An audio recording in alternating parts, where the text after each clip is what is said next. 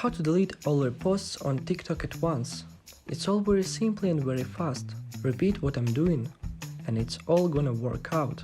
It's alright for all the devices. So first we have to go into the TikTok app and then we go into the profile and we click on the all our reps. As you can see, I have a lot of them and going to delete separately will be very long. So there is a way to make it easier. So we need to click on the three lines on the right in the corner and go into settings. Then flip down and find the report problem. Press and go down again. Here click on the Submit a Report button. Then explain your support problem. For example, help me solve my problem.